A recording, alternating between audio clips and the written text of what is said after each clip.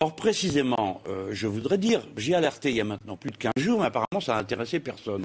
Il y a un projet de traité qui est en discussion, mais comme d'habitude, c'est caché, secret, on ne sait rien, et de temps à autre, quelqu'un pointe le bout du nez, et on apprend que la discussion a lieu. Donc, quand M. Sarkozy ou M. Hollande prennent des grands airs pour dire il faut maintenant passer à autre chose, c'est qu'ils savent qu'on est en train de préparer un autre. Donc il y a un plan B, il existe ce plan B. Mais il y a un plan B, et je vais vous dire une bonne chose, c'est que ce n'est pas celui auquel moi je souscrirais, parce que ces gens-là, je les connais, ce qu'ils vont faire, c'est dire qu'il faut encore plus d'intégration, encore plus, en fait, d'austérité et de surveillance. Alors voyez-vous, ça a une conséquence, c'est que comme le traité en question, il ne pourra pas être discuté avant mai 2017, parce que d'une part, il y a les élections en France, et d'autre part, il y a les élections en Allemagne, ça veut dire que la question européenne va être au cœur de l'élection présidentielle.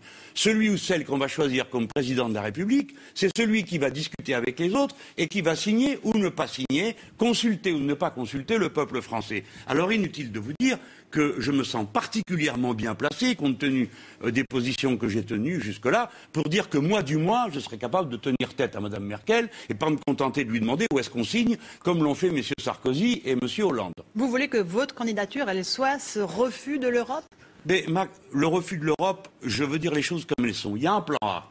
Le plan A, c'est on discute et on essaye de s'arranger. Parce que il ne faut pas dire, allez hop, on tourne la page comme ça, on s'en va. Et du moins pour une raison géopolitique.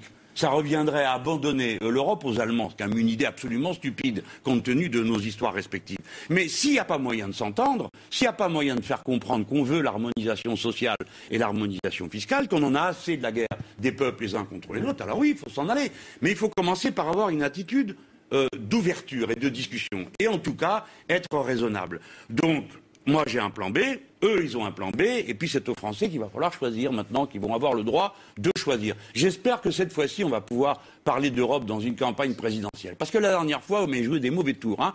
Il y avait le mécanisme européen de stabilité financière, rien que d'en parler, ça saoulait tout le monde, mais c'était une grande question. Et il n'y a pas eu moyen d'en parler pendant l'élection présidentielle. Donc cette fois-ci, je pense qu'il faut en parler.